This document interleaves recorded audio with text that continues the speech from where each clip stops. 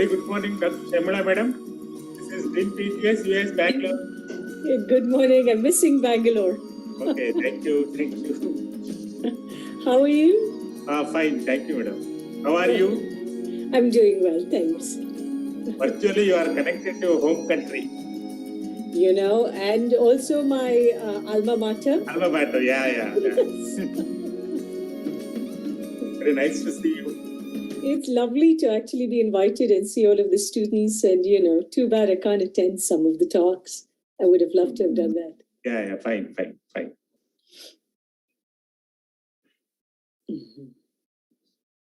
We'll join, Madam, within 5 minutes, we'll join. Sure, absolutely. No rush.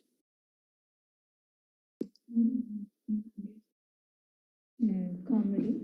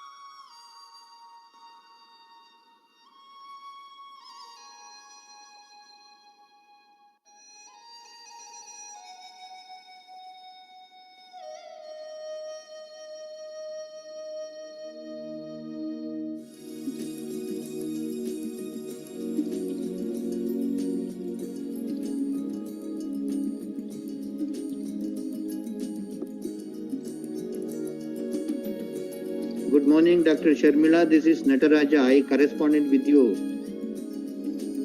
Thank you very much for accepting our invitation. No. I would have always accepted it. My old school. How can I not? Thank you so much. Thank you so much for inviting me. Right. So we are very eager to listen to you. Students are excited. Thank you so much. Thank you again. Right.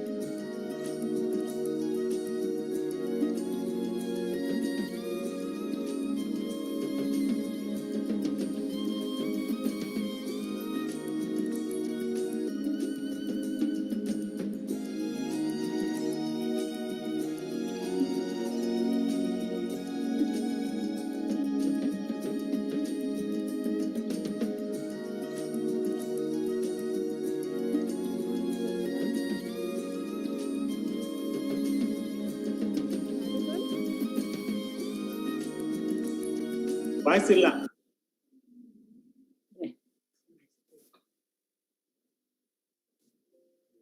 Sir, now? Yeah, yes.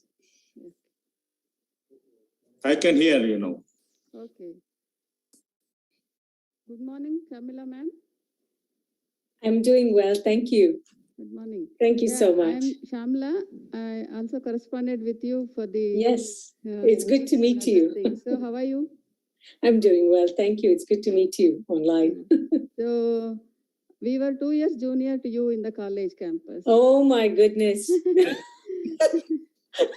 Ours is 87 entry batch. Okay, I left in 1989. So 89. Okay. Yeah. Maybe I was in horticulture. Yeah, horticulture. We joined Yeah. into 87. Maybe we were in second year when you left campus. Yes, yeah. Yes. And we were very happy to give a felicitation after you got a seat in the this one at Wisconsin. Yes, yeah. It was a long time ago, yeah. From Heart Club. Pardon? You remember Heart Club days? Heart Club. Yes, Club. yeah. Horticulture Club. Yes, yeah, I do. Yeah. Gosh, that is, I do miss those days, you know? Yeah. The campus was so beautiful. Yeah, now also. Now it is still more beautiful, madam. Oh my God, those days it was fantastic. Have you visited now I haven't been, but there's nostalgia for those old days. Yeah. After 30 years. Yeah. Please come. Yeah. So will I be able to do some screen sharing? I just might have some images I want to share. They will invite you, madam. They will ask. Okay. You. They will ask. Sure. I'll mute myself. Yeah, sure. Good morning, all. Good morning, madam. Good morning. So I Good morning, warmly sir. welcome, Very good morning to all of you. Yeah. welcome all the dignitaries, invited speakers, my beloved teachers, other faculty members, and my dear students. So today we will be having plenary session talk by Dr. Shamila Rudrappa, and she is alumni of UAS Bangalore. She has completed her BSc Horticulture program during 1989, and I'm very happy to say that she's 2 years senior to us. Okay, so we welcome you, ma'am, with very, very profound happiness, and also we feel that throughout the Science Week, we are having most of our alumni as invited speakers. So that is the speciality of the Science Week, and especially this year because it's online. So most of our alumni from different places in the different corners, nook and corners of the world have joined to enlighten us with their fields of work. And especially the previous 3 talks, one by Subrai Hegde, keynote address, and also Shiva Makki, and yesterday's Dr. Kalidasa Shetty talk, that was excitement in science. So most of these talks were very, very enlightening. We enjoyed them. And so we are happy to say that all of them are our alumni. Yeah. So that is the speciality of this Science Week. And so now I request our Dean PGS, Dr. Srinivasa sir, to welcome Dr. Shamila. Thank you very much, madam. It is a warm welcome from your home country. I'm very delighted to see you virtually and also connected. Before the formal welcome, I want to just say a few things about our Science Week, madam. What is this one objective thing? Actually, this is held every year. It's called UASB Science Week and PG Student Symposium. This year, it is held from 27th to 30th September. This is 8th edition. We started this program in 2014. The main intention here, what exactly we here do is the graduating students, both MSc and PhD graduating students, when they are in the last semester, they will be asked to present their work. MSc student, they will be presenting their work in the form of a poster, and the outgoing PhD students will be presenting, they have their oral presentations. And it will be, all the presentations are distributed discipline-wise under 4 major themes. And we have the themes like crop improvement, comprised of genetics and plant breeding, crop physiology, plant biotechnology, seed science and technology, and followed by another theme, crop production. There exactly your subject, basic subject also figure in that. Agronomy, science and agriculture chemistry, agriculture microbiology, and also horticulture, forestry and environmental science.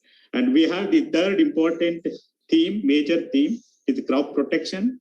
We will be covering the plant pathology, agriculture entomology, and sericulture. And lastly, we have social sciences and other related courses, that is agriculture economics, agriculture extension, and food science and nutrition, and agribusiness management. Actually, this usually for the MSc students, they will be presenting their posters. It will be for this one PhD student, they will be having the oral presentation. Because of the oral, this one COVID-19 pandemic, last year also we did not have the oral presentation. This one, the poster presentations of MSc student, it was held virtually as a part of their colloquium in their respective department. And last year also, we did not have the poster session for MSc students, but we have made it this virtual online webinar on a Zoom platform for oral presentation for PhD students, 2020, and also 2021 we have this. This is a major intention of this objective of this to actually make them to know the other departments or the divisions or the other classmates, what is their work. They will be presenting only a portion of their work, and it will be evaluated by experts outside, and they will be actually evaluating it. And I will also announce as a sort of token of encouragement, they will actually given some best presentations awards or certificates will also be given. And added to that, during the Science Week, it is almost celebrated as a festival of science. But it runs for 4 days. And it will be inaugurated on the first day with a keynote address by a well-known speaker, and followed by the 3 plenary talks. And usually we have the main theme of these plenary talks. The one is for science for society, and the second one is for excitement in science. Third one is opportunities in scientific agriculture. Actually, so far we have completed the 3 days, and the first day, as our colleague Dr. Shamlama told, it was a keynote address by Dr. Subrai Hegde. He is the director, Biotechnology Risk Analysis Program, a part of UASB program in Riverdale. And he was very much there with us, and he shared his experience. And followed by on the 28th, we have a talk by Dr. Shiva Makki. He was also an adjunct professor at Ohio State University and an economist, retired World Bank, USA. And his talk was on the science and society.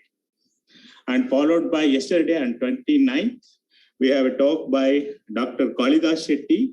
As you know, he is the professor of plant sciences, and also he is attached to North Dakota State University. And his talk was also on the health-related food security.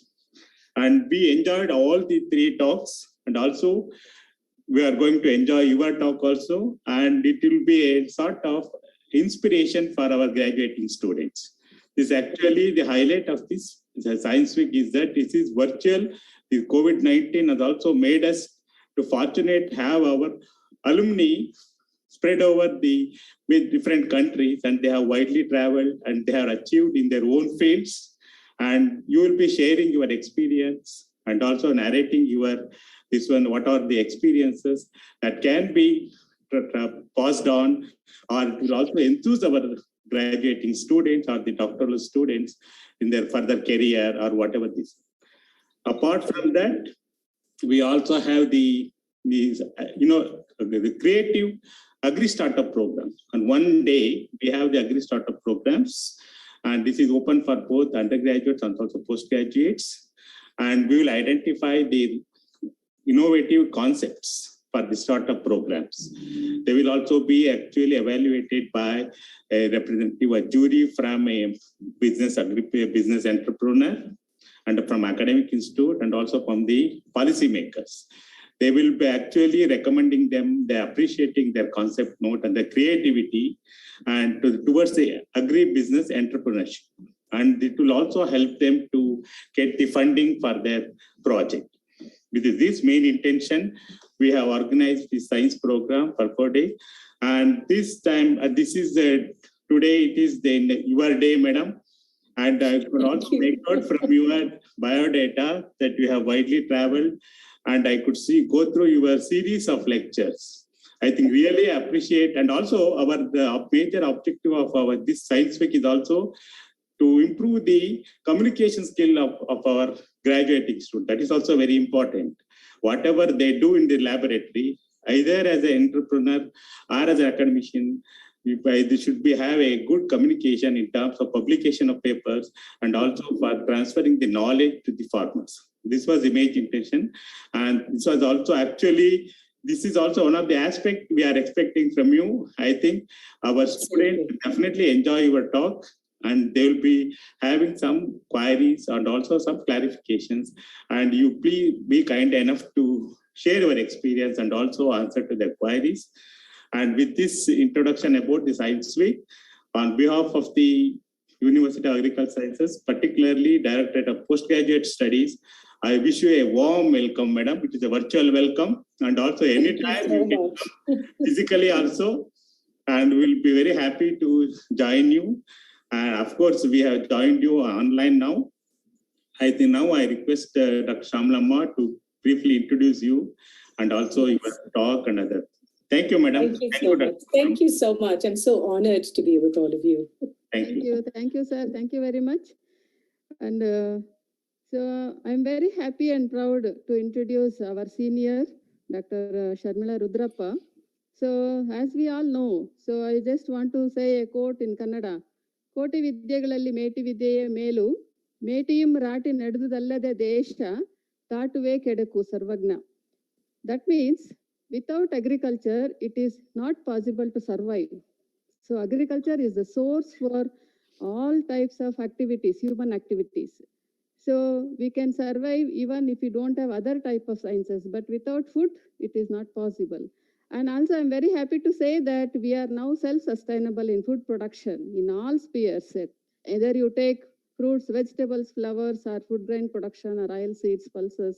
So in most of the agriculture crops, we are self-sustainable, and that's a very happy thing to announce in the 75th year of our independence. So with this, I'm very happy to say that Dr. Sharmila, she has graduated from University of Agriculture Sciences, Bangalore during 1989. And currently, she is working as director at South Asia Institute, University of Texas, Austin, USA. And after she has graduated from University of Agriculture Sciences, she has joined MSc program at University of Wisconsin, USA, in Conservation Biology and Sustainable Development. Later on, she has completed her PhD during 2001 at the same university in Conservation Biology and Sustainable Development. And she has started her career at the University of Texas, Austin, from 2001 to 2007. She has served as assistant professor in the Department of Sociology. And currently, as I told, she is holding the post of director at the South Asia Institute at the University of Texas, Austin. And in addition to that, she is serving as professor and core faculty in the Center for Women and Gender Studies. Along with again, she's working in the Center for Asian American Studies, and also she's a faculty affiliate in Center for Human Rights and Justice. And our major area of work now is pertaining to society, sociology, gender issues, human rights, and justice. Apart from that, she has published very good books, and the one book that is published is Discounted Life, the Price of Global Surrogacy in India. So now we are hearing a lot about surrogacy, right? So that is a very interesting book, ma'am. Hope we'll also go through the same. And this book is published by New York University Press, and the book was finalized for the Wright Mills Award. This is instituted by Society for Study of Social Problems. And also she has authored another book, Ethnic Roots to Becoming American, Indian Immigrants and the Culture of Citizenship. So this book has been published by Rutgers University Press, New Jersey. Apart from that, she has several peer-reviewed research articles in the several research journals. So among them, the most important ones I'll just briefly tell: the politics of transnational surrogacy in India. Okay, so you all heard or you might have read a lot about surrogacy in India. And also she has another research paper on why is India's ban on commercial surrogacy bad for women. So this is again published in North Carolina Journal of International Law and Community Regulations. And also again one more peer-reviewed research article is what to expect when you are expecting. So this is very interesting, and this is published again in the one more Asian Critic, the journal Asian Critic. And fourth one is about our software engineers, cyber coolies, and the technobracios, race and commodification of Indian information technology guest workers in US. So this is again published in University of San Francisco Law Review. So apart from these, she has also several book chapters, peer-reviewed book chapters. So they are all pertaining again to the social issues. So one such book chapter is From Manufacturing Clothes to Manufacturing Babies: Economic Precocity and Labor Option Among Surrogate Mothers in Bangalore, India. Okay, so we are all hearing a lot about surrogacy and even test tube babies and so many things. Because of again urbanization and so many issues come into picture here. Maybe ma'am will talk about that later on in her talk. And also she has one more book chapter, Conceiving Fatherhood, Gay Men and Indian Surrogacy Mothers. Okay, so they are all very interesting, ma'am. And also she has several other research articles and number of 13 numbers. And currently she is working on 3 research projects. One is labor markets and fertility decision making. And again, second project is on healthcare in rural Texas.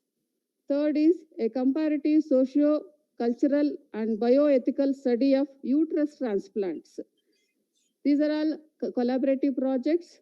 And when I tell about uterus transplants, really India is shaking with this type of problems, ma'am, to tell. Most of the women are facing these problems now. So if you go to rural India, whoever is above 40-45 years, we will come to know that they don't have uterus no more. So most of the women are getting uterus removed because it's not that they want to remove, but there's a lot of problems. Maybe it is related to food or maybe because of their economic conditions, so many issues.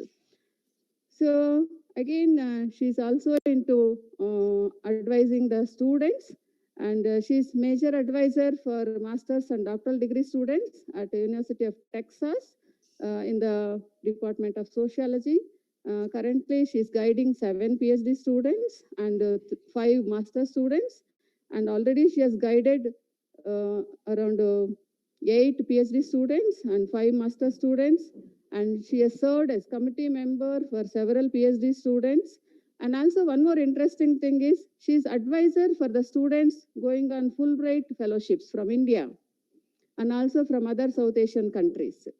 So the people in the social sciences division, you can always contact ma'am if you are getting a Fulbright fellowship for reference letters and other things.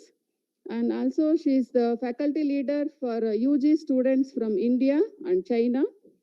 And she's member for several professional societies like American Anthropological Association, then American Sociological Association, then Association for Asian American Studies, and National Women Studies Association.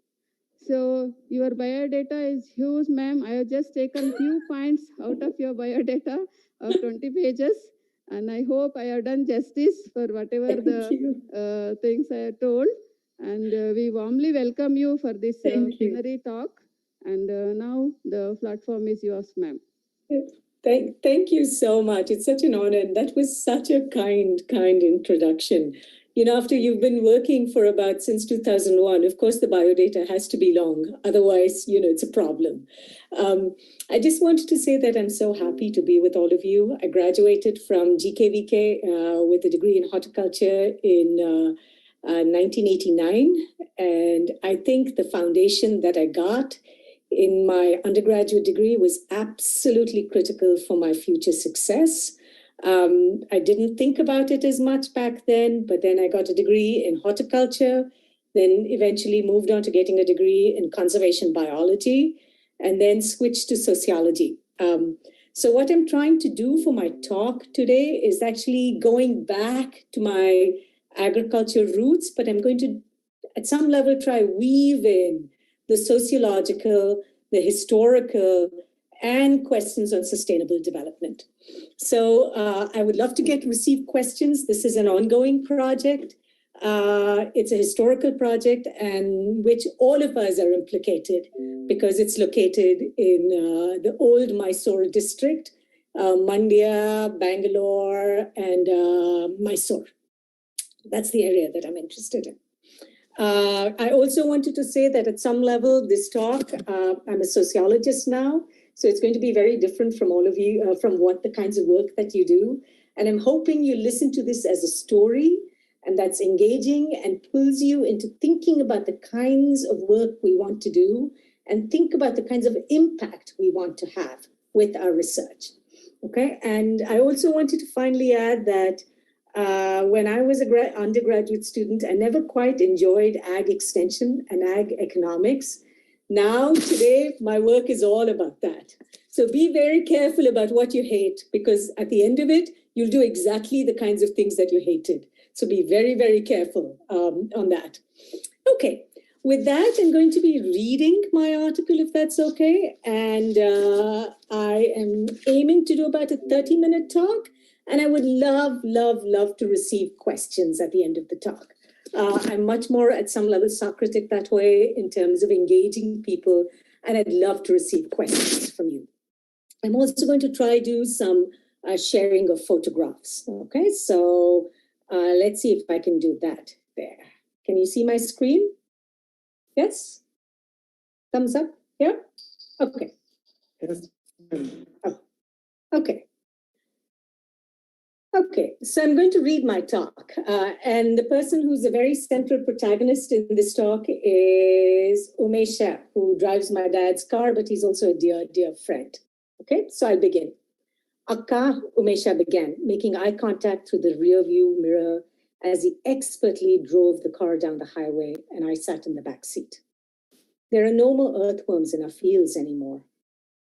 Turning his eyes back to the road, he continued, "We have burned them all out with fertilizers." Months after Umesh and I talked about dying earthworms in 2018, I read newspaper reports on farmer suicides in Mandya villages.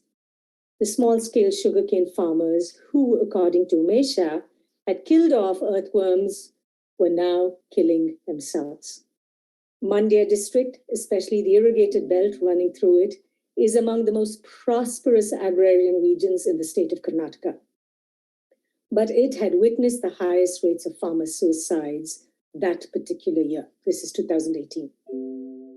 My sugar factory had stopped buying the farmer's cane or had stopped paying for the cane procured from the farmers. Moreover, water had not been released from the nearby KRS dam to flow into the canals that irrigated the fields of Mandya. But even if the water had been released, the canals had fallen into disrepair, far less effective than they were a decade earlier. Unable to finance the high-interest debt serviced by private money lenders, the farmers now faced the loss of their agrarian holdings that was debt collateral. Rather than lose face and lose their ancestral property, they had begun killing themselves with the very same chemicals used on the sugarcane fields. While I have no skills or interest in verifying declining earthworm populations as fact, I'm a sociologist, so I can't assess these issues. I am far more interested in Umesha's narration of agrarian devastation. it wasn't just the earthworms that were dying. He was expressing that a whole life that he had once known and possibilities for other worlds fading, right? So in this talk, what I want to do going forth is tracing the history of development projects, broadly speaking, in the Mandya area. And any story that starts thinking about development in this area, I guess needs to, this is a picture of, I've taken. Most of the photographs, by the way, are ones I've taken. This is a picture of the, devastation of the fields that we'd seen in Mandya, 1918. Very, very dry. But any talk, as I said, that we want to talk about Mandya's, Bangalore or Mysore, I would say these districts, we have to go back to talk about the famine, right? You might ask, what is this famine? Where, when, how? This is the 1876, 1878 South Indian famine. A raise of hands. How many of you have heard about this famine? Anyone? 1876, 1878 famine? Anyone? No? Yes, we know. Yes. Okay, good. Okay.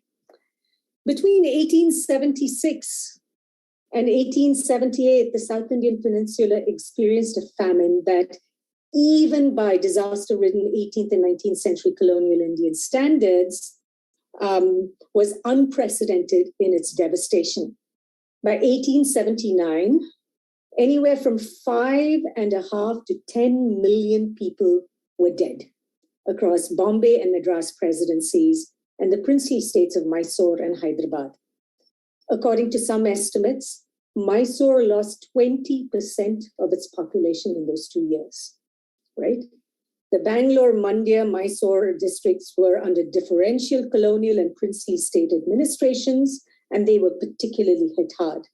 Situated in a dry agrarian zone, these villages typically received only 20 to 35 inches of rain annually, and a delay or failure of the annual monsoons could be devastating. So let me trace a little bit about the history about the famine. In 1874, rainfall in Bangalore, Mandya, Mysore districts was unseasonably heavy at 43 inches. Remember, it's 10 inches more than what was generally expected. Farmers' storage pits where ragi was stored was flooded, depleting a staple source of starch for the population. The following year, however, with just 22 inches of rain distributed unseasonably over the year, crops withered, and farmers petitioned the British government and also the Mysore Maharajas petitioned for relief from land taxes. The monsoons failed again in 1876, 2 years of monsoon failure.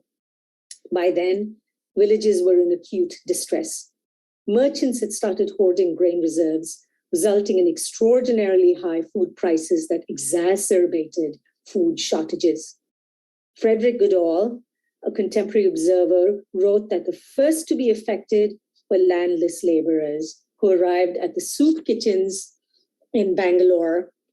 And let me show an image. This is people waiting for relief, right? This is supposed to be in Bangalore, and I'm simply not sure where in Bangalore this is, but these are sketches that we see, right? So what does Goodall say? The very first people to be affected were landless laborers who arrived at the soup kitchens organized in the cities of Bangalore and Mysore. Subsequently, village artisans were affected. And here open quotes, this is what Goodall says. The weaver had to put away his loom. The barber's razor could not be employed, right? The last to leave the villages were the farmers. On every road of the affected districts, hundreds lay dead by the wayside, right? Entire villages were emptied out and depopulated. In order to relieve population pressures and diseases spread from spreading in Bangalore, remember Bangalore is highly populated at that point in time, and you don't want people coming in as much because you're worried really about the cantonment area and the British would settle there and infections for them. So Entire villages were emptied out, and in order to relieve population pressures and diseases from spreading in Bangalore, 4 miles from outside the main part of the city on Old Madras Road, right, a relief camp was set in place to stop the hungry masses from coming into town, right? That, however, was ineffective because they still came in. William Digby, Secretary for the Indian Famine Relief, wrote that in Bangalore, whichever way the eye turned, dead bodies were to be seen.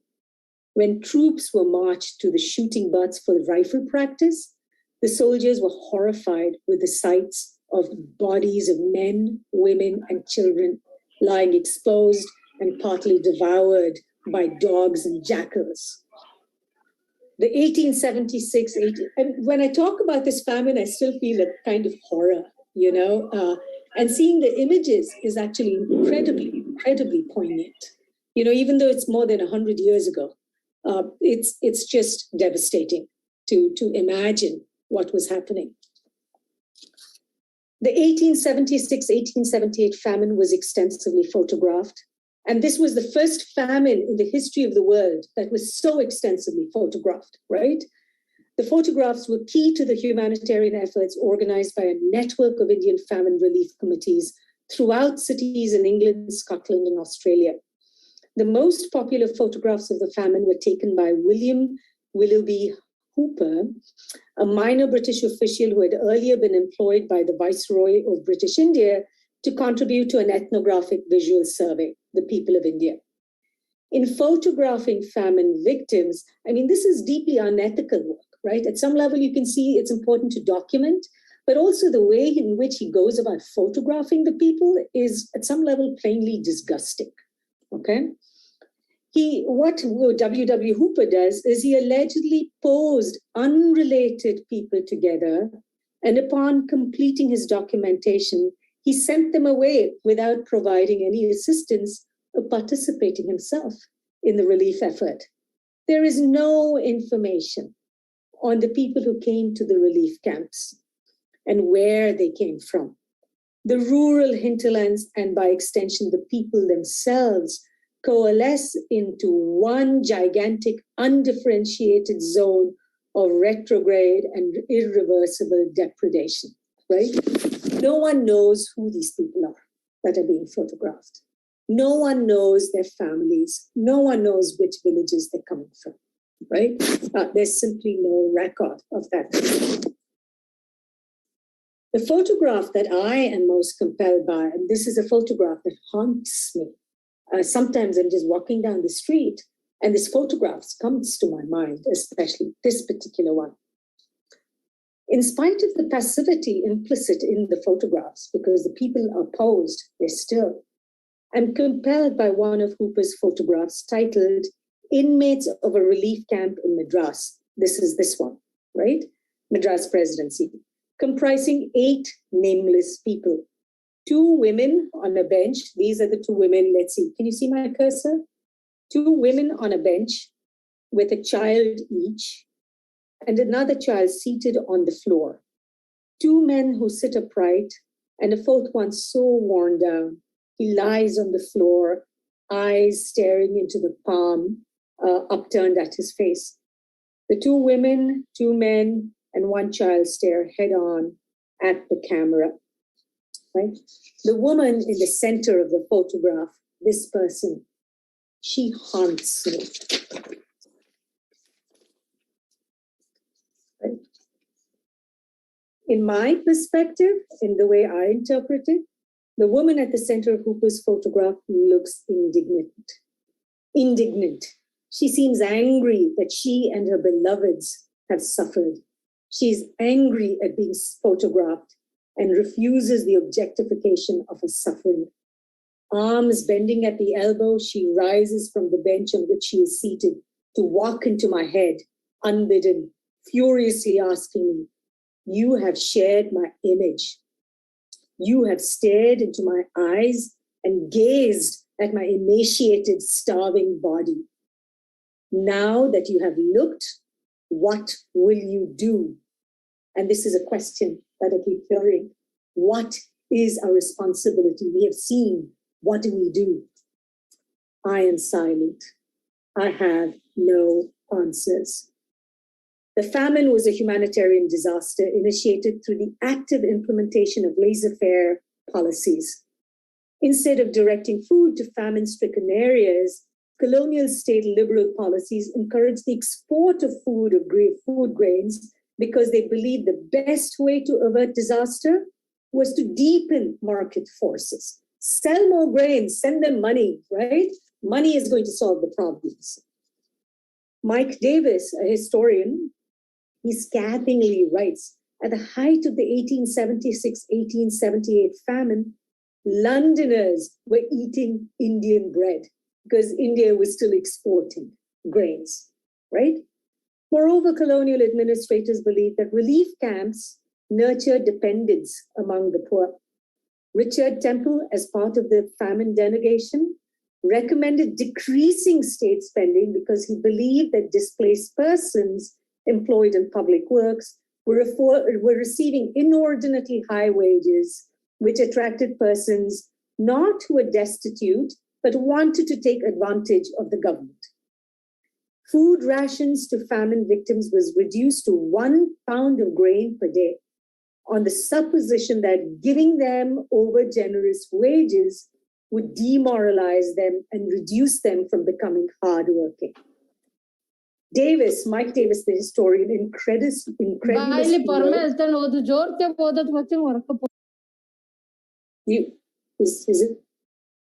that okay? Okay, madam, can continue. Yeah, continue. Okay. Let me just shut this down. Okay. Mike Davis incredulously notes that the reduced ration was even less than what was provided to Jewish inmates in concentration camps in Nazi Germany, right? These people were getting lesser food than that, right? Though contemporary commentators noted the failures of the colonial state in ameliorating effects of monsoon failures, the widely accepted understanding was that famine, disease, death was an endemic part of Indian existence, and mass death was more visible only because of India's overpopulation. So now the point I'm trying to make is that famine and this death is not seen as a failure of policy. It's not seen as a problem of deepening market forces. Instead, all of the commentary that you start hearing is, well, what else do you expect? India is populated. They have too many people. You can't feed those people. That's why they die, right? That is the rubric that starts getting picked up. And this is a rubric that you see till the contemporary day. Too many people, that's why they die, right? By the late 19th and early 20th centuries, millions of Indians have died. In addition to the South Indian famine of 1876-1878, the bubonic plague had struck in 1896, resulting in 12 million deaths by the late 1920s. And upwards of 12 million people, and possibly as many as 18 million people, had died from influenza in the 1918-1919 influenza epidemic. Now, the reason that I'm reciting these numbers is to actually show you the immensity of horror, right, that we've been facing, right? But then what is the advisor to the Indian Viceroy, Lord Ripon, he writes to him, says, look, famines are actually a good thing because they're a positive population check on the population, right? It really affects only the lower 20% of the population composed of laborers, beggars, potters, and weavers. And although these classes died faster than any other segments of society, Cooper, the advisor, writes, they still reproduce themselves with sufficient rapidity to overcrowd every employment that is open to them. Cooper predicted dire consequences if efforts were not made to provide safeguards against their reproduction, right? So as famines start making the headlines in British popular press, some commentators turn to Malthusian explanations believing that exponential growth in Indian population was not positively supported by food production. The problem with famine was not a problem of resource distribution. Instead, famine death was understood to be an overabundance of people, right? In the 4 years since I've, been doing this work, right? I've become familiar with Hooper's photographs. I've asked friends and family in Bangalore about the famine. No one seems to remember that 20% of Mysore was dead, right? No one remembers. In spite of the wide circulation of these photographs, there is no popular memory of the famine. When I visit Bangalore, as I did in 2019, I look for commemoratives and memorials to the famine, and I find none. There's no markers where the relief camps were. There's no markers where these people were buried. There's nothing, right? You look around Bangalore, there's nothing. I find nothing. Commemoratives and memorials to the famine, I now realize, are modernization projects that were rolled out after the famine. Like colonial state administrators, the ruling family, the Wadiyars of the Mysore princely state, recognized that something had to be done to ameliorate, to lessen the immensity of human suffering. And this is where, at some level, I guess, you start finding the first, initiation of modernization development projects, right? Mysore's modernization projects targeted land, cattle, and people. It culminated, and of course, for those of us who come from the area, we all know this, the KRS Dam, right? So it culminated in the years 1930-1931 with the Krishna Rajasagar Dam, scientific agriculture, the first cattle breeding station, and 4 birth control clinics, which were all inaugurated in 1930-31. To modernize its infrastructure, the princely state of Mysore recruited Sir M. Vishveshwaraya in 1909. Originally from the district of Mysore, Mandya, where Umesha and his family now live, Vishveshwaraya was enticed to return home to exercise his engineering genius. Building from his extensive experience with gravity masonry dams, such as the ones he'd worked on in Aden, Yemen, and the Bombay Presidency, and the princely state of Hyderabad, in addition to the Aswan Low Dam in Egypt, Vishveshwaraya drew plans for the KRS Dam. But first, he had to raise funds for the dam's construction and lobby the British administrators who worried that if he built the dam, it would negatively affect Madras Presidency further downstream on the Kaveri River. Construction of the dam, so you can imagine the Kaveri waters have been a huge issue right from when the dam was built, right? Dam construction began in November 1911 with 10,000 workers. And who were these workers? Many of the farmers were displaced from Mandya and Mysore, which was once again suffering failed monsoons in 1910, 1911. They were employed in public relief efforts to build a dam that was supposed to eventually redeem them from the vagaries of weather. Completed in 1931, Vishveshwaraya himself described KRS Dam as a miniature Tennessee Valley Authority scheme. It supplied electricity to the Kolar goldfields, cotton mills, and other industries in Bangalore and Mysore, electricity for homes in a large number of towns and villages in southern Karnataka, irrigation for an additional 100,000 acres of land, which led to the extensive cultivation of sugarcane and rice, and finally the establishment of the Mysore sugar mill, which was one of the largest mills of its kind in India at that point in time. There's one thing I need to tell you is 1930, when this dam is built, and there's electricity in rural parts of the Mysore district and Bangalore, rural Bangalore, Mandya.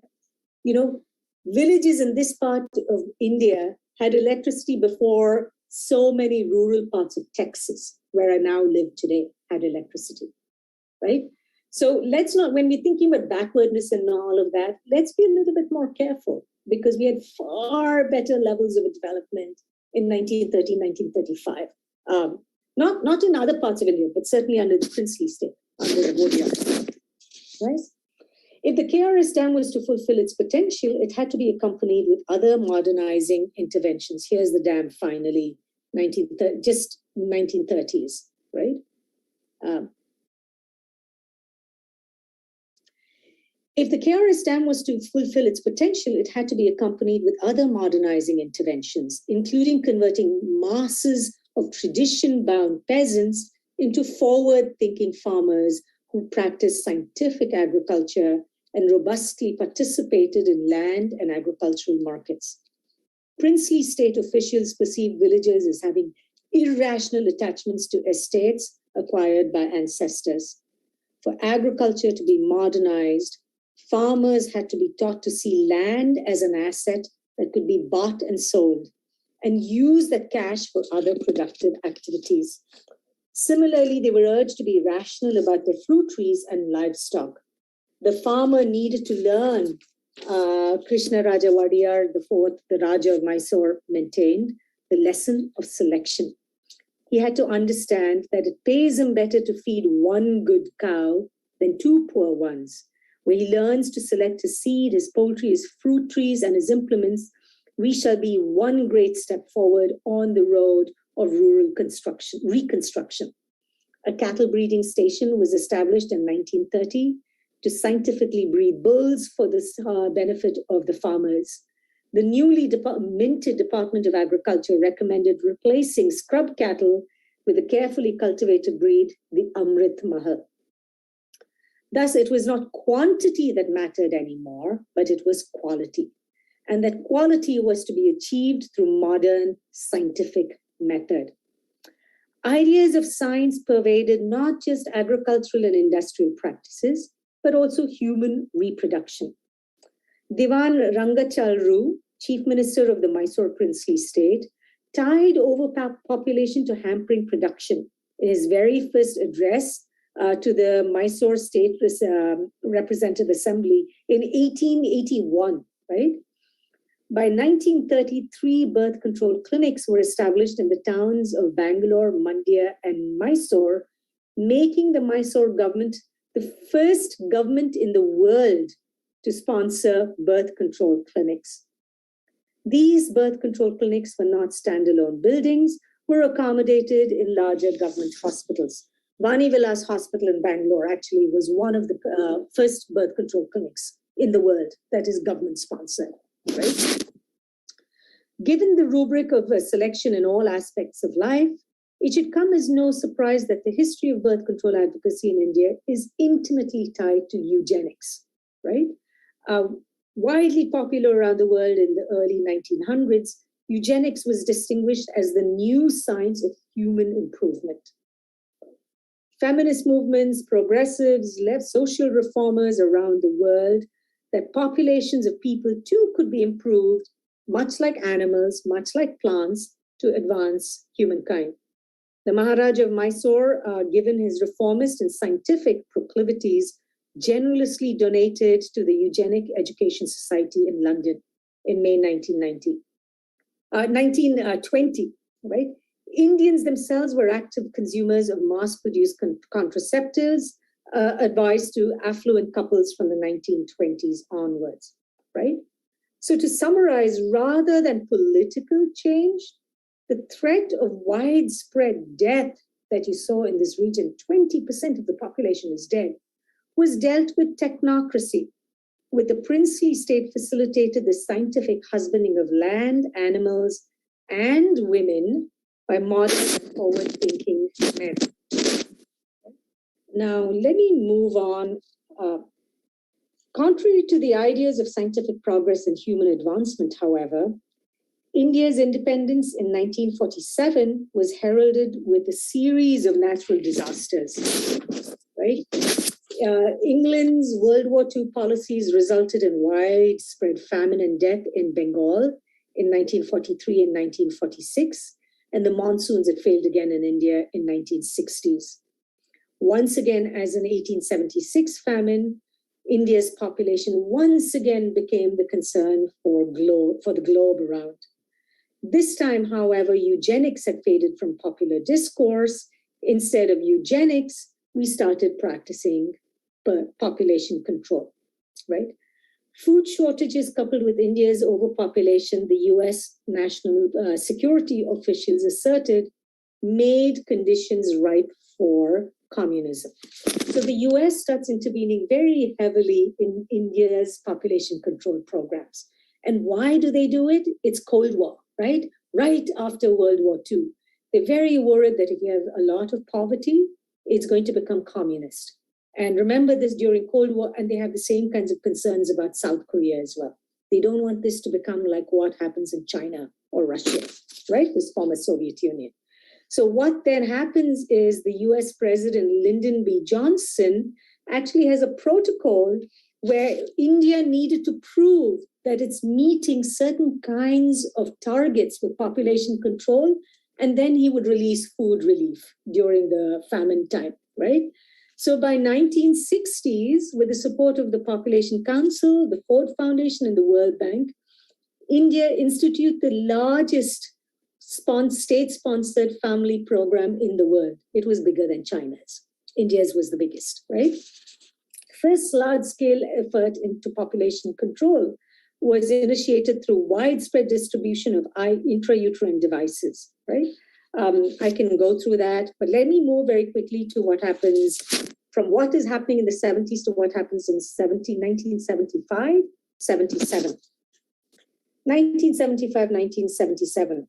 Trying to control population, it's not working as they wanted to.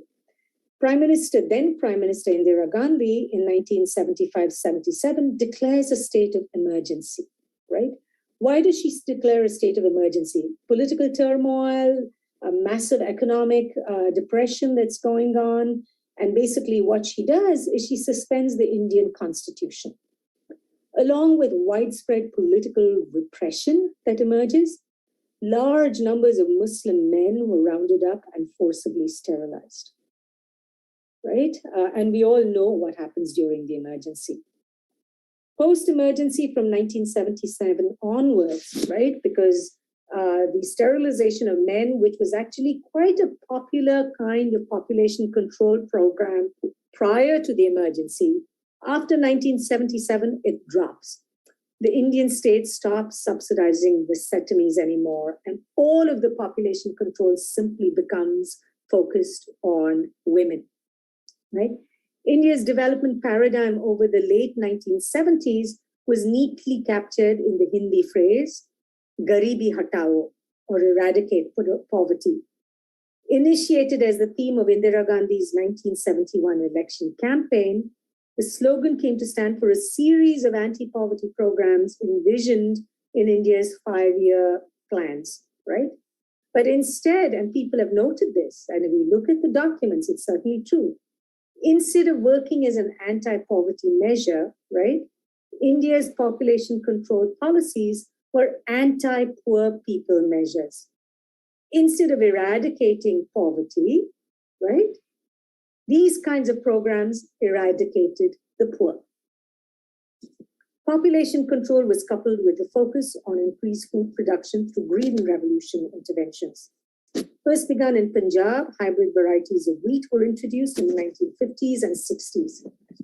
Green revolution agricultural interventions came to the Mandya region in the 70s and 80s and were focused on rice cultivation. The International Rice Research Institute, headquartered in the Philippines, grew from varieties in China, Taiwan, Japan, and Indonesia to develop hybrid rice varieties suitable for the tropical conditions of India. Today, researchers conclude that the adoption of green revolution agrarian principles, what might this be?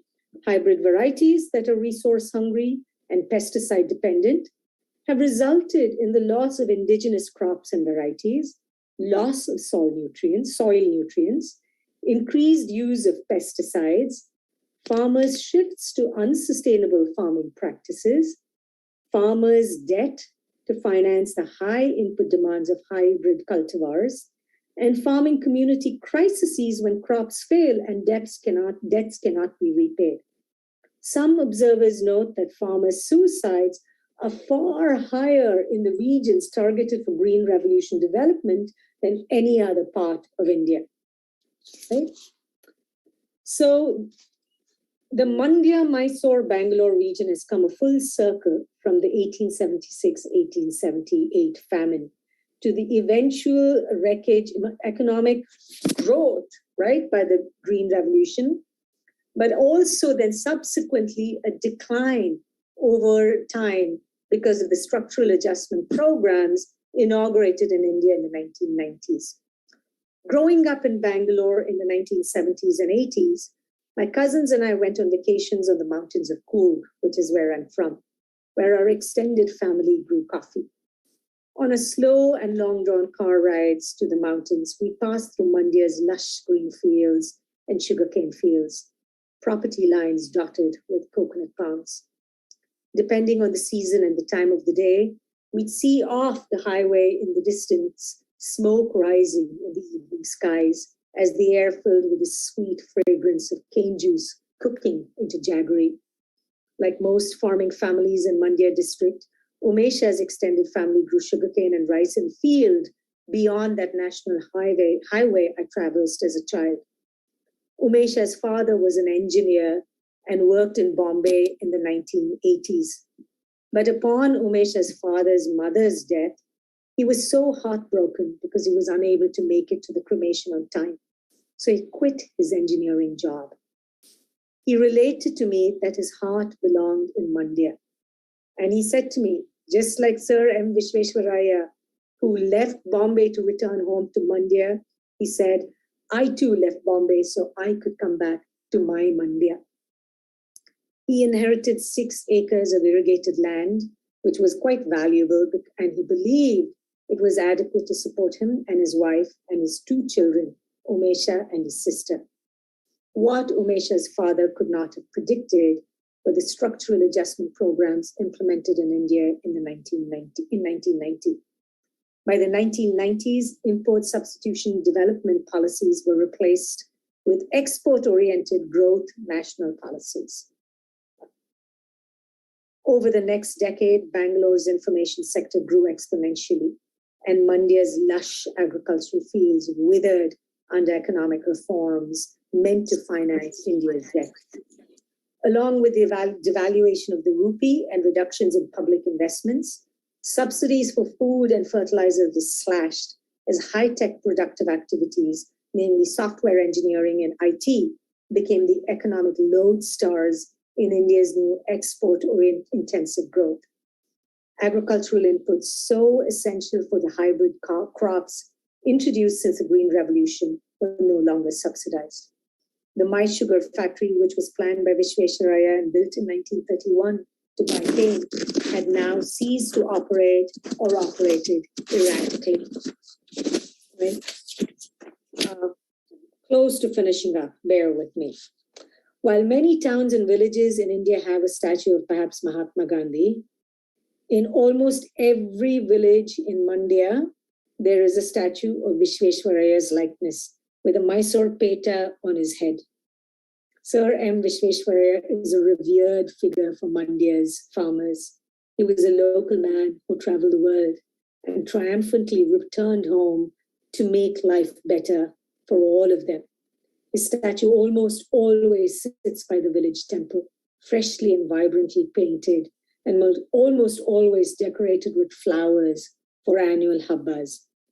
But his vision for a modernized and self-sufficient Mandya have faded. So his statue might be painted and fresh, but his vision is faded. The irrigation canals from KRS have run dry, and the sugar factory, one of the largest of its kind in India at one point in time, lie in disrepair. Studies using satellite imagery and socioeconomic variables reveal declines in cultivated land in and around rural Bangalore. Built environments have increased, and water bodies that marked the rural landscape in Bangalore, Mandya, Mysore have shrunken over time. Young people like Umesha find that farming is not economically viable anymore. Umesha's parents could not finance his education beyond high school. After having worked his fields, at this point, I need to remind people that when I go and visit Umesha's family, Umesha's father and I talk in English all the time, right? And we actually look at the newspaper. Umesha's dad is reading the Times of India, I guess, right? Umesha does not speak any English and he does not know how to read English, right? That's the difference between the father and son. And it's not Umesha's fault, right? It's what is happening. Okay, let me finish up. Young people like Umesha, okay, after having worked in the fields alongside his father, but trained as an engineer, Umesha migrated to Bangalore, approximately 100 kilometers away. Umesha tells me that he still wants to be a farmer, but he cannot support his family on what he earns on the farm.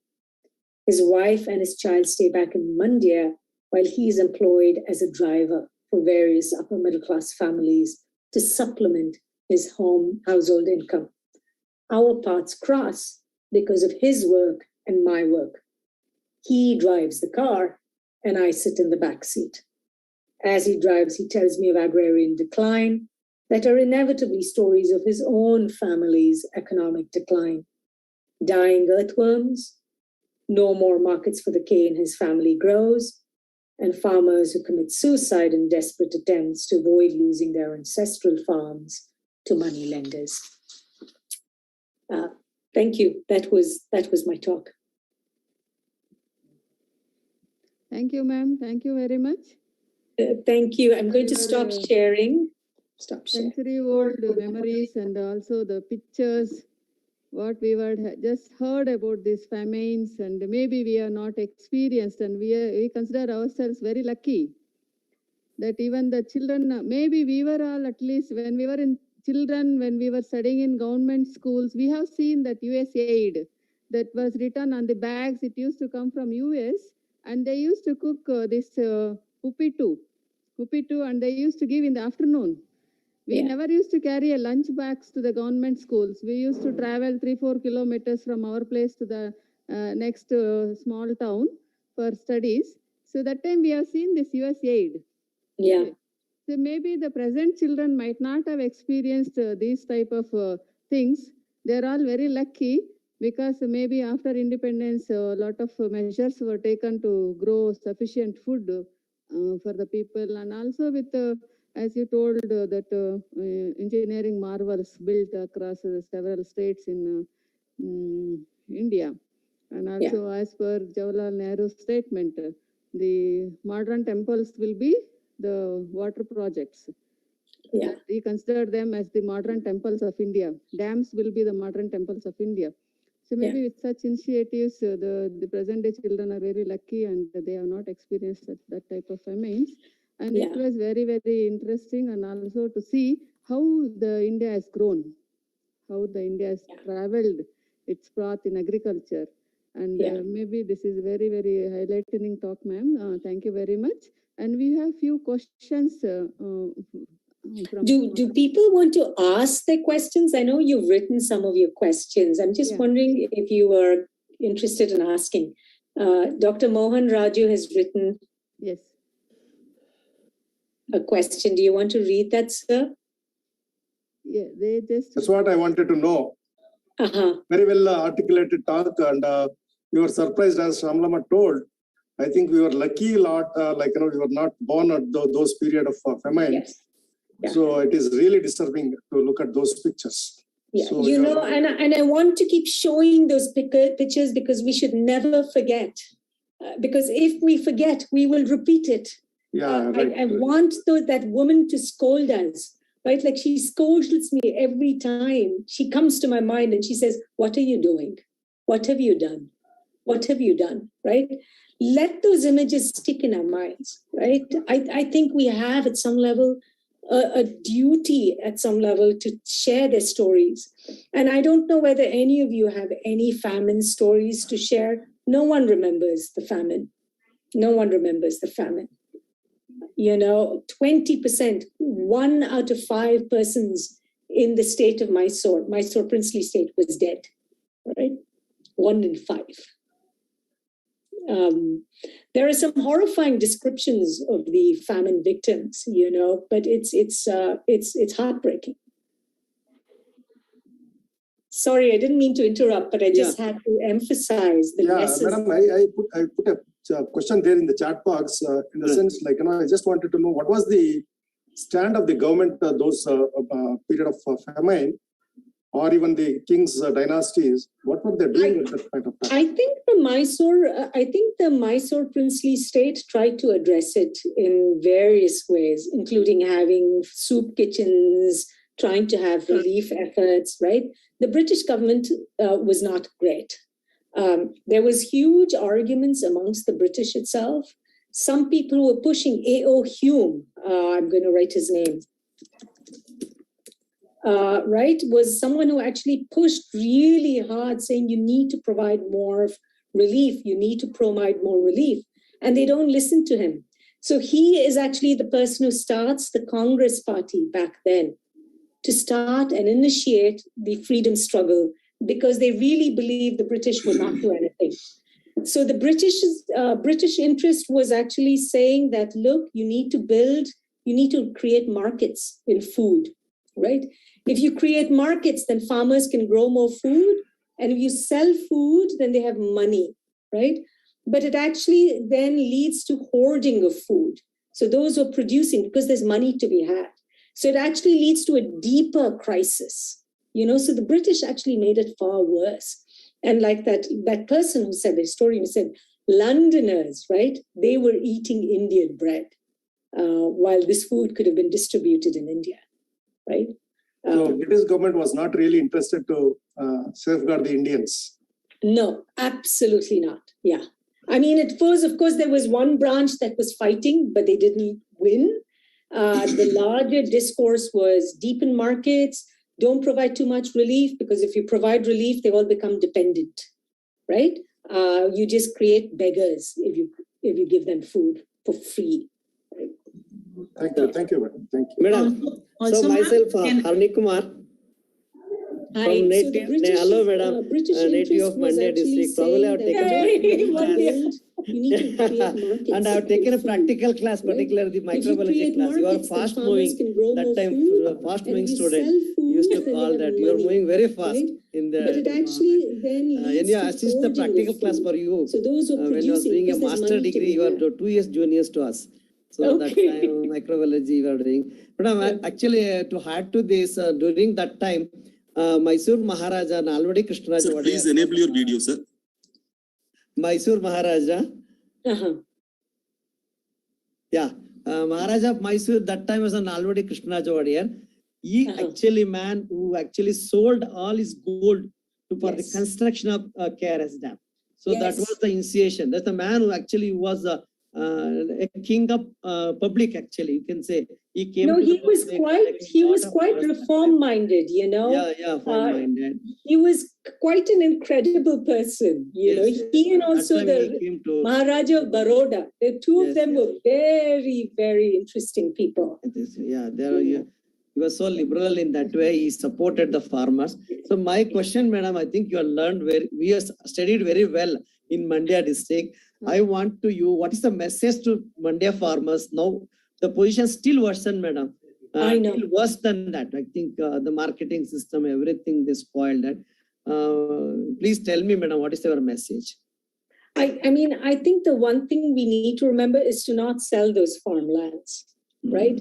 I think the more, but then you say, what are we going to do holding those farmlands? Like, my friend Umesha, who's driving my dad's car, right? He's like, Akka yen madli, duddil wala kaili, marle beku, because how are they going to put food on the table? Right? I think we really need to, I don't have any practical advice.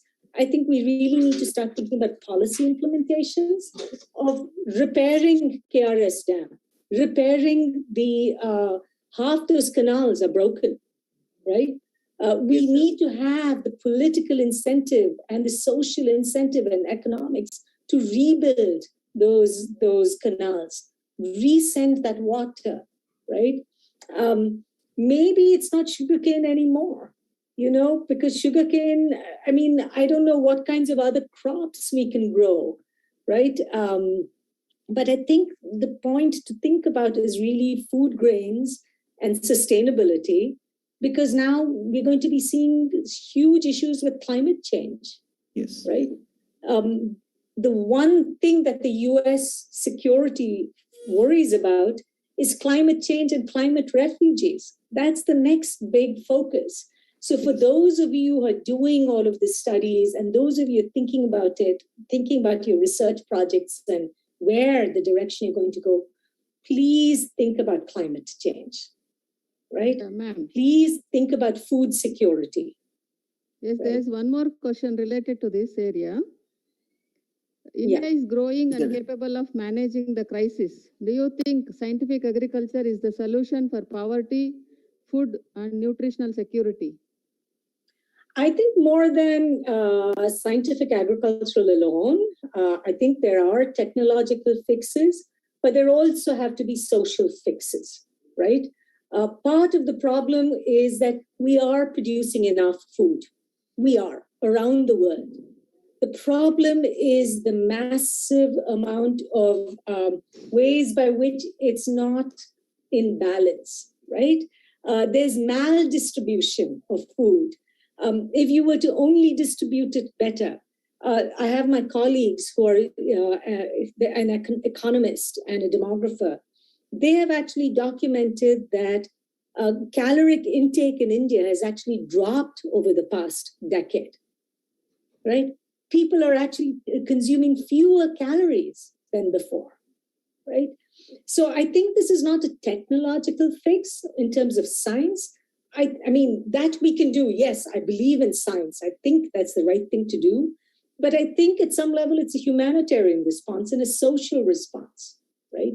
Can we think about redistribution of that food? Because everyone can eat a full meal if we were to simply figure out how we can redistribute it. I think, technologically we can fix it, but socially it's much harder.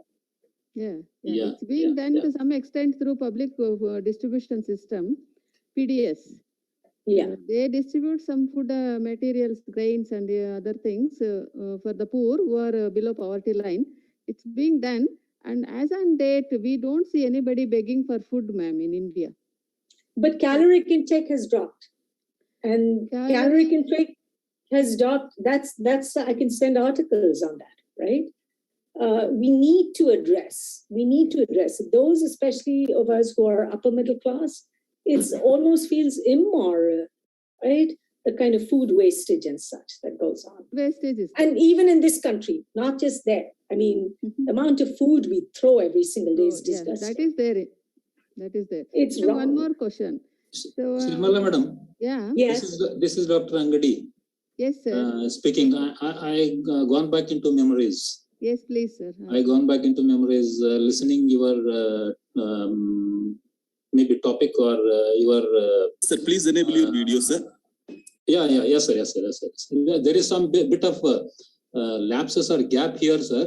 It is not clearly visible. That is why I put it off. Okay. So as I said, sir, Madam Sharmila, I am also the product, meaning BSc Agri from the Harvard campus, MSc and PhD. MSc, when you are doing your degree, BSc Horticulture, I was doing my MSc there in GKBK. Yes. MSc and PhD I did there at GKBK only. But that's how I gone back to memories. I was unable to control. I in fact intervened. Madam was asking some question, but still I controlled and I could unable to control to interact with you. Just to come back to your topic, your horticulture graduate turned into sociologist. Yes. That is wonderful. I think Dr. Bhimu Patil, you must be knowing there. Dr. Bhimu Patil. No. There in Texas, A&M.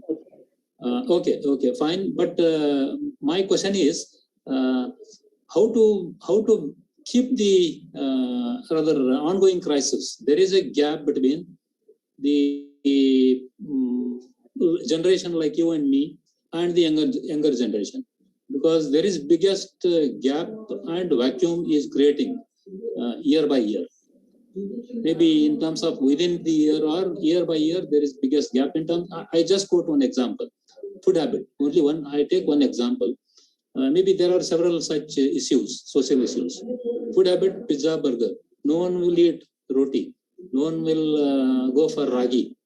So in near future, my own daughter and son, unless I and my wife insist, they will forget. We will forget all our tradition. So can there any solution for this to restrict or retain back our social life? I think at some level, I hate the idea of these fast foods. They are horrible for health and horrible for the environment and horrible for the economy. It's great for companies. I guess, is at some level, I don't quite know what to say other than sort of, grab them by the ear and tell them not to do it. I don't quite know what advice to say other than thinking about just how, horrible these foods are, right? Like if you get one of those McDonald's burgers and you keep that bread, right? It doesn't rot. How can food not rot? If it's not rotting, there's something wrong with that food, right? Yes. It should not be digested then. What are the impacts on the human health? On the human health, not just the environment, right? Food needs to rot after some time, right? If it's not, then you shouldn't be eating it. It's like plastic. Plastic doesn't rot, right? So, No, my question is, when it cannot rot, one can imagine what would be the situation in our intestine. Exactly. How it would be digested. What are all the unwanted things will be synthesized in our system? Yeah, I think we should really at some level think about eating local, right? Eating things that are in season, right? Thinking about sustainable kinds of agricultural projects, right? I mean, I know it's hard because all of us are being trained scientifically. So thank you, sir. Thanks a lot, madam. Thank you very much. Welcome, sir. Thank you. It's so delightful one more to see question, everyone. ma'am. It is really interesting. We saw 1960 drought or famine. Do we expect something devastating scenario in 2060? And if so, is it because of pollution that mankind has created? I think it's going to happen before 2060. I'm thinking about the kinds of rains that have been coming. And I'm thinking about all of the landslides that happened in the Coorg, Kerala area. These are all, I think, problems with global warming, that you either have drought or you have crazy amounts of rain. And I think, I come from Coorg, right? And I'm very proud of our coffee plantations and so on and so forth. But all of those have been incredibly ecologically devastating. I think we really need to start rethinking what it is that we've done. And, we may have seen gains for about 100 years or so, but it's over, right? I don't think these are really sustainable ways to go forward. And I don't think we need to wait until 2060. I think it's these climate fluctuations that's going to create huge problems. Unprecedented heat, and unprecedented rain, and then unprecedented drought, cyclically, again and again and again, right? I mean, think about the drought that we had in 2019. It was horrendous, right? It was horrendous. There were hospitals in Bangalore could not get water, right? They were getting water in those trucks, water trucks, right? Think about what's happening to groundwater. I think these conditions are simply going to become worse, and we don't need to wait until 2060. It's sooner. Yeah, there's one more question. How COVID pandemic adding to the existing problem and how to mitigate?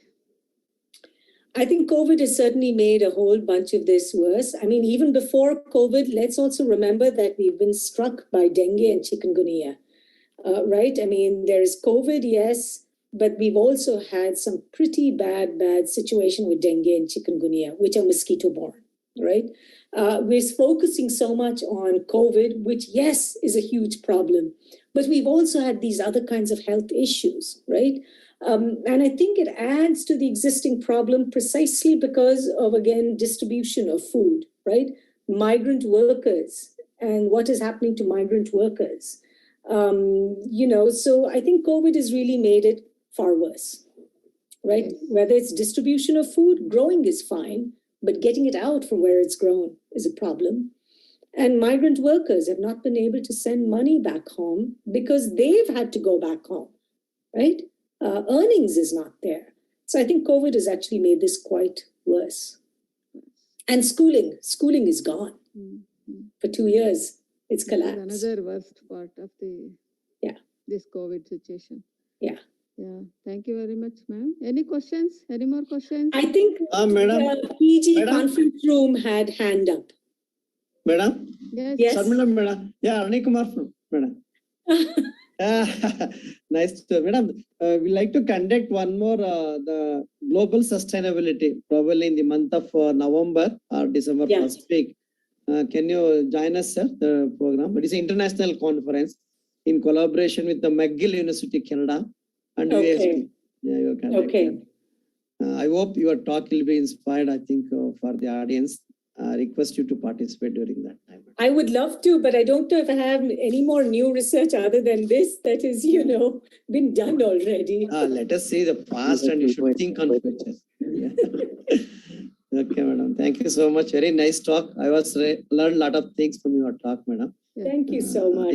Still the Mandya district entire position, worked as a CCDO in My Sugar Company and also in Bandapura Sakra Karkhane also. Yeah. A lot of history of the Mandya. No, I would love to do more research on Mandya, and then figure out what's happening to the earthworms. So if anyone wants to do an earthworm study, please, I'm begging you, I would love to work with you. Yeah, please, madam. So need any social information, today's position in Mandya, I can help you for the social conditions and economics and other things. That would be wonderful. I would love to. Next time I come down in December, once this COVID situation is under control. Ma'am, there is an agriculture college in Mandya. There is agriculture college in Mandya, and you can collaborate with some scientists who are working on organic farming. Oh, that would be lovely. With that. And one more question from Nataraj Karba. Thank you, Sharmila. Excellent talk. Thank you so much. Very nice. And some of the pictures what you showed, especially mother with baby, it's disturbing and important to remember that. Yeah. So what are the lessons learned from those kind of situations, and how are we getting ready to mitigate? Do you have any strategic way, sociology angle, mitigation strategies or measures for that? I think what we're doing in UAS is absolutely critical. That we actually focus on scientific agriculture and sort of thinking about all of the new kinds of developments that we can do. But I think this is why I was saying when I started my talk, agricultural economics, but also ag extension is so critical, right? I used to hate ag extension, and now I'm realizing that is what we should be doing, right? That is where a job lies. And especially for those of us who've grown up in urban India, we cannot separate ourselves from rural India. We need to understand where that life comes from. And we have a moral obligation, right? And I'm going to say it's a moral obligation more than an ethical obligation, right? That is part of the education that we should be inculcating, right? It's not a short-term easy situation. I think it really requires at some level. Technology can be easy, but the social change is much, much harder. And I'm not interested in politics. I'm not BJP, Congress, all of that garbage, right? I think individually we have responsibilities, right? Like think about Vishweshwaraya. I don't think he was really that caught up in this party, that party, whatever garbage, right? It's what can we do, right? What kinds of conversations can we have, right? I think those are important. It's very, touchy-feely and not concrete, but it's that everyday work one must do, I think it's an ethical life that we all need to lead. Great. Do you have any policy papers or white papers in this direction prepared? I don't. Lessons and mitigation measures? I would love to. I don't have that, but I'm hoping this work that I've started, I'll be able to go in that direction, and I'm hoping I'll find collaborators and people to work with. I would love to do that. All right. As you just now mentioned, climate change is a serious issue, and we are sure we may have to see some pictures of 1876, 78 again. That would be disturbing. So if you have some mitigation strategies from the angle of social science, that would be great for policymakers to manage the crisis better way. I will look for those, but I haven't done the research, but that's so critical. Thank you. Okay, thank you so much. Before I conclude again, as a member of one of the organizing committee members from the conference room here, we are very lucky that you accepted our invitation. I think there are some questions. That's great. So back to the coordinator. Back to you. There is a question, please. Natras, there is some questions. Yeah. Yes. Devgiri, go ahead. It's not a question actually. I'm not. Good morning, Dr. Shamila. It is excellent talk. In fact, I'm not putting you a burden by asking question. I'm inviting you to. I'm a professor at College of Forestry, Ponnampet, which was actually one of the constituent college under UASB, but now it is. Please enable your video, sir. UAHS Shumoga. So I invite you for our college whenever you come down to Kur.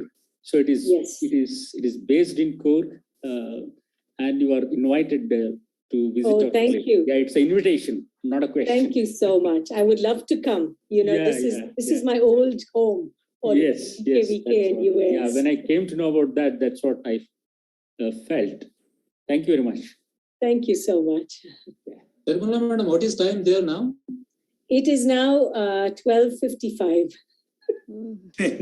Sharmila, thank you very much. It is Banu Prakash here. So thank you very much for accepting our invitation. It was delightful. And we couldn't change the timings that what you No, don't worry. This was fine. We need to do it because there's so many people there who have to be there. Thank you very much from the directorate point of view for accepting our invitation and participating and giving a wonderful lecture. Thank you so much. It was a pleasure. We wish that we will collaborate again in the future. Okay? Yes, absolutely. Thank you. Nattu, you were classmates? Nattu? Natraj? Yeah. Banu Prakash and Sharmila are classmates. Devgiri. Back to the coordinator. I leave it to coordinators to coordinate further. Thank you. Thank you. Yes. Thank you. Yeah. It was just so nice to see everyone, I'm still very close to some of my batchmates. Yeah. Sir, so if there are no questions. Yes, sir. I think there might be. Are there any more questions?